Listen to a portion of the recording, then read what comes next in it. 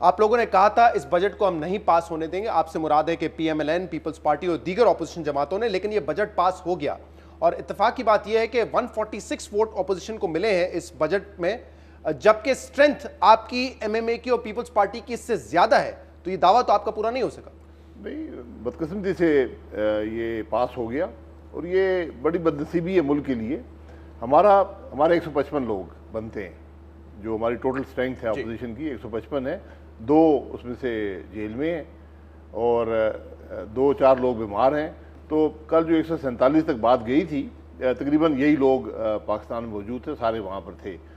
لیکن آپ نے اپنے ایک بیان میں، ایک انٹرویو میں یہ بھی کہا تھا کہ حکومت کے 15 سے 16 لوگ ہم سے رابطہ کر رہے ہیں اور وہ ممکن ہے کہ ہمیں ووٹ دیں گے، یہ بھی نہیں ہوا۔ نہیں، میں نے یہ نہیں کہا تھا، میں نے کہا ووٹ وہ نہیں دے سکتے، رابطہ انہوں نے ضرور کیا ہے اور ناراضگی کا اظہار بھی کیا ہے، ووٹ وہ نہیں دے سکتے، منی بل پہ ووٹ نہیں دے سکتے کیونکہ فلور ایبسٹین کر سکتے ہیں، نہ ہی ہم نے ان کو انکریج کیا ہے، ہم نے ان سے رابطہ نہیں کیا تھا، خود انہوں نے رابطہ کیا ہے، کیونکہ لوگ ہلکے میں جاتے ہیں، پریشانی کا سامنا کرنا پڑتا ہے، عوام تنگ ہے، تو ہم نے صرف موقف پاکستان کے عوام کے سامنے رکھنا تھا۔ ہمیں امید یہ تھی کہ جو اتحادی جماعتیں ہیں گورنمنٹ کی، وہ ساتھ نہیں چلیں گی، کیونکہ یہ ایسا بجٹ ہے جس کو کوئی شخص بھی ڈیفینڈ نہیں کر سکتا۔ لیکن یہ بہتر نہیں ہوا، ایک بحرانی کیفیت ہو جاتی ہے اگر وفاقی بجٹ پاس نہیں ہوتا، 1 جولائی سر پہ کھڑی ہے، یہ تو ایک عجیب سی صورتحال ہوتی ہے جو شاید پہلے ہم نے نہیں دیکھی۔ جی بالکل نہیں دیکھی، اسی لیے ہم نے اپنی پوری کوشش کی، کیونکہ اس بجٹ کو ڈیفینڈ کرنا ناممکن ہے۔ ان حالات میں، ان معاشی حالات میں آپ سمجھتے ہیں کہ اس سے کیا بہت زیادہ بہتر بجٹ بنایا جا سکتا تھا؟ ایک تو ویسے ہی ہمیں پتا ہے کہ ہم زیادہ منورنگ نہیں کر سکتے اپنے بجٹ کے ساتھ، جو ہمارے اخراجات ہیں، آپ سمجھتے ہیں کہ بہت کچھ تبدیل ہو سکتا تھا اس بجٹ میں؟ جی، اگر آپ وہ غلطیاں نہ کرتے جو آپ نے 10 مہینے کی ہیں، کیونکہ آپ نے تو معیشت کو تباہ کر دیا۔ اس بجٹ جو بنتا ہے وہ گروتھ پہ بنتا ہے، اس کے اندر کوئی ایسا انسینٹیو نہیں ہے جس سے گروتھ آئے گی۔ سر وہ جو گروتھ نہیں آئی، جو 10 مہینے کی آپ کہہ رہے ہیں غلطیاں ہوئی ہیں، اس کے بعد تو ایسا ہی بجٹ بن سکتا تھا، کیونکہ بہت سارے لوگ کہہ رہے ہیں ان مشکل حالات میں شاید یہی بجٹ بن سکتا تھا، اس سے بہت بہتری کی توقع نہیں تھی۔ تو مشکل حالات میں نے تو پیدا نہیں کیے نا، اب وہ حالات تو ہے جو ہے وہ ہے، حالات ہیں تو کس نے پیدا کیے؟ ان بنیادی چیزوں کو ایڈریس کریں جو آپ نے کر دی ہیں۔ اب یہ کہنا کہ جی ہم سے ان سے بہتر نہیں بن سکتا تھا، یہ بات نہیں ہے۔ تو گروتھ ڈیفینیٹلی بہت سیریس امپیکٹ آیا ہے، انفلیشن 4% سے کم تھی، 13% کی بات حکومت خود کر رہی ہے، پالیسی ریٹ میں انکریز کی بات کر رہی ہے۔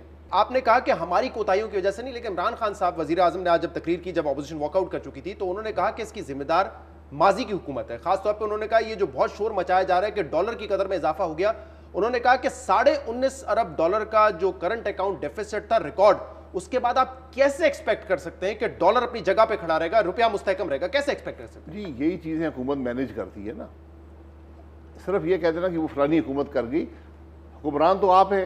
ہم نے ایک سطح پر اکانومی آپ کو دی تھی، آج آپ یہ کہیں نہیں جی وہ کر گئے، یار میں نے تو ڈسکاؤنٹ ریٹ نہیں بڑھایا نا، میں نے اس کو ڈبل نہیں کیا، میں نے ڈالر کو ڈی ویلیو نہیں کیا۔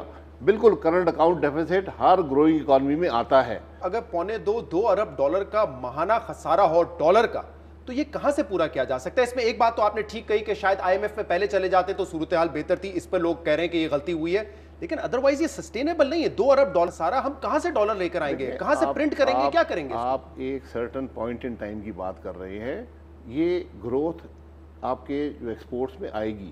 آپ یہ دیکھ لیں کہ اس سال میں جو امپورٹس ہوئی ہیں، جو یہ خسارے کی بات کر رہے ہیں، وہ کس چیز کے لیے تھیں؟ وہ ملک میں گروتھ لانے کے لیے تھیں۔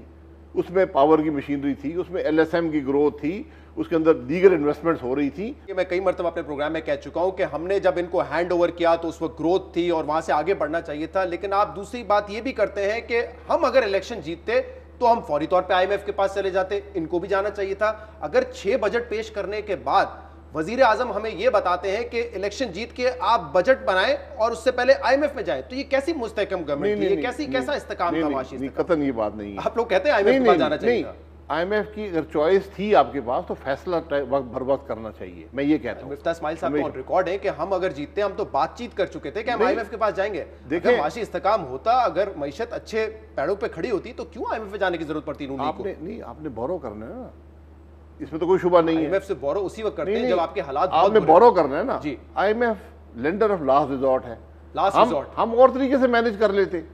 انہوں نے بھی کوشش کی، یو ای سے پیسہ آیا، سعودی عرب سے پیسہ آیا، چین سے پیسہ آیا، قطر سے پیسہ آیا، لیکن مینج نہیں ہوا۔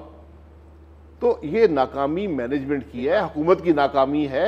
ہم بھی بورو ہی کرتے, ہم نے گھر سے پیسے نہیں بنانے بورو کرتے آئی ایم ایف سے, جو کہ لاسٹ ریزورٹ ہے, ضروری نہیں ہے, بالکل ہوتا ہے جب اور کوئی پیسہ نہ دے رہا. ہماری حکومت کے آخری ہفتے میں بھی ہم بورو کر رہے تھے, لینڈ آپ کو لوگ لینڈ کرنے کو تیار تھے. فائنانس منسٹر کہہ چکے ہیں کہ ہم, جب میں فائنانس منسٹر تھا اس وقت میں بات چیت کر رہا تھا آئی ایم ایف سے, جی بالکل, اگر ہم الیکشن جیت جائیں گے تو ہم جاتے آئی ایم ایف کے پاس. نہیں قطعاً یہ بات نہیں ہے. آپ کی آئی ایم ایف سے بات چیت رہتی ہے, ہمیشہ رہتی ہے, ڈائلاگ رہتا ہے, ان کا ایک اوپینین ہوتا ہے, ایک آپ کا اوپینین ہوتا ہے. آپ بورو مارکیٹ سے کرتے, ہم نے اپنے حکومت کے آخری مہینے میں بھی مارکیٹ سے بورو کیا.